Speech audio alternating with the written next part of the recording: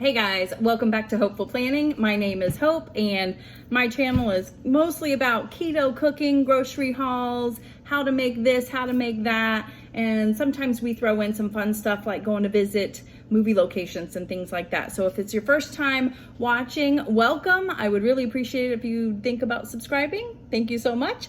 And today's video is a completely different one than I've ever done, so nobody might like it. And that's fine, but I thought I would try something new. So it's called a What's for Dinner, and you're gonna follow along with me for 3 nights during the week to see what I made for dinner and what I didn't make. You'll see when you watch the video. So stay tuned for that, and let me know down in the comments below if this is something that interests you. I've seen a lot of other videos out there like it. I haven't seen the keto ones. I've seen a couple of them, but I really enjoy watching them. You can definitely get some ideas or tips and things like that. It was a challenge, I will say, because I'm filming it by myself while I'm cooking at the same time. So that part of it was a challenge. So yeah, just let me know if you like this video and you'd like to see more. If I don't get any responses, I'll assume that I should just keep moving forward. So anyway, stay tuned and I will see you in the next clip. All right, so our first dinner for the week is called spaghetti squash carbonara. And the very first thing that you need to do is cut a large spaghetti squash. The store that I went to did not have large ones, so I got 2 small ones. And I'm like, the more the merrier, right? You cut them in half lengthwise, which you need a really good knife to do that. This is probably my least favorite thing about doing spaghetti squash, but you cut it in half, and then it says put it face down on the baking sheet with some parchment paper. This recipe that I got it from, which I will link down below, did not say put olive oil or salt and pepper, but that is how I've always done it when I've made it. So I went ahead and did that. But again, that's your preference. Do whatever you want to do, but that's what I'm doing now. We're going to put it down, face down, and then it's going to be in a preheated 375-degree oven. And this is the part that takes a long time too. This is about 35-40 minutes. So Andy just went for his walk, so I figured while we're waiting for him to come back, we can get these going, and then hopefully when he gets back we can put it all together. So I'll show you what it looks like when it comes out. Okay, so my spaghetti squash is almost done, and one of the next steps was to put your slices of bacon and in a skillet and cook it. Well, the great thing about that is I cooked and prepped bacon yesterday in my meal prep video. So if you haven't seen that, I will put it up there for you to see, but that took off a lot of time. So I just chopped up the bacon and put this garlic in it because it said to saute the garlic with the bacon. So I'm doing that just for a few minutes because you know you don't want to cook your bacon for too long because then it'll burn and the flavor will just be kind of a different flavor. Not a good flavor. So honestly, that's about done. So I'm gonna go ahead and stop this.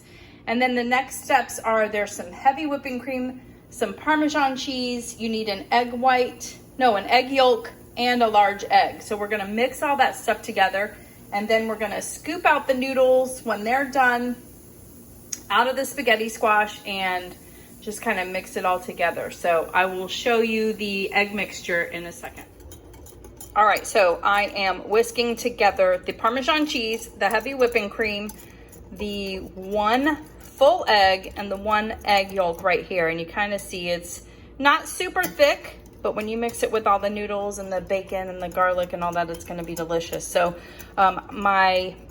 it looks like it's mixed really well. You put a little salt and pepper in there as well. So what I'm gonna do next, the timer just went off. I'm gonna check on the spaghetti squash, and then it is gonna go in the same pan as the bacon and the garlic.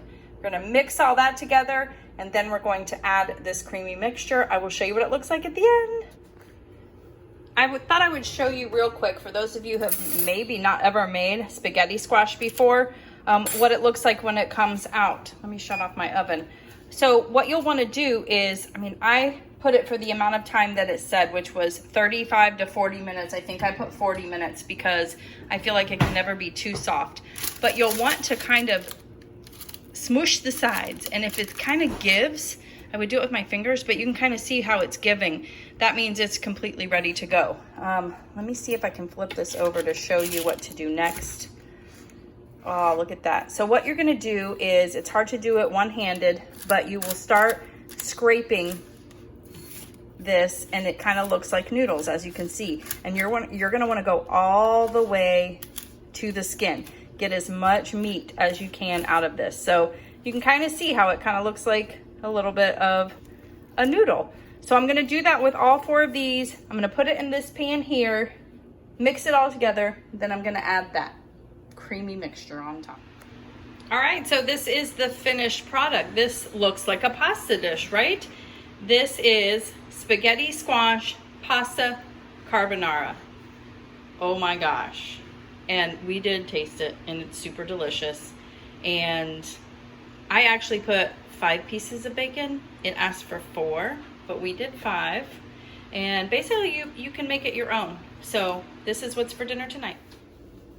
Hey guys, so I'm back with another meal for this what's for dinner this week. And this night we are just gonna make something very quick and easy. We're gonna put chicken thighs in the air fryer. I am going to also I'm gonna cook this rice cauliflower in the microwave, and then I'm going to put it in my food processor with some other ingredients like some sour cream, cream cheese, butter, and make some mashed cauliflower to have with this. So I'm gonna prep the chicken first. So the first thing I wanna do is season it. And I'm gonna use my salt and pepper here and season it. And just put a little salt and pepper. I like a lot of pepper on mine, so I'm gonna probably put a little bit more than on Andy's. And then some salt as well, because salt, I remember, one-handed, so bear with me. All right, so now I'm actually gonna turn this over and get the other side as well. And these are chicken thighs. Chicken thighs are actually, they're dark meat, very tender when they're cooked, and they have a high fat content, which is a good thing on keto, and also very inexpensive compared to like chicken breast. So I'm gonna season the other side too. And then I am going to turn them back over, because I do like the, no, actually I'm gonna keep it like this. Cook this side first and then flip it over for the other side and have the fatty pieces get really brown and crispy in the air fryer. It's delicious. Normally, like if I'm making chicken breasts, I will trim off all the extra fat. I don't like that kind of stuff, but for some reason, when you put these in the air fryer, that part gets all crispy and good, and may not be great, but great for you, but it's great delicious wise. So the next thing I'm going to do is put a little bit of this G. Hughes sugar-free sweet and spicy barbecue sauce. I have not tried the sweet and spicy yet. I've tried, I think, pretty much every other barbecue sauce that they have, but I'm gonna put some on here. Once this side cooks, then I probably will put a little bit more on the other side. I do have a basting brush, so let me grab that real quick. Yum, yum, yum. And then I'm just gonna kind of spread it around. Now, I don't know if you have tried the barbecue sauces or any of their marinades from G. Hughes, but they are so good. I've never had a marinade that really gets into the meat like this one does. It's so good and flavorful, and you don't even have to let it sit for hours or all day or overnight or anything. It can just sit for like 30 minutes and you're good to go. So I'm gonna go ahead and get this started in the air fryer, and then I'm going to also stick these in the microwave. I think they go for 4 minutes. So I just want to kind of cook them just a little bit. Normally I use a head of cauliflower, but I didn't have that, and I'm trying to do something quick and easy tonight. So I'm just gonna get these warmed up in the microwave, and then we'll stick them in the food processor with all the other ingredients. So I'll show you that when I'm done. Okay, so now I'm back. I have got the 2 bags of rice cauliflower in here. I have put a little bit of my Kerrygold grass-fed butter in here. I have some sour cream, and I have a little bit of cream cheese and some salt and pepper. There's no real rhyme or reason with my recipes. I just kind of throw in there whatever looks good at the time.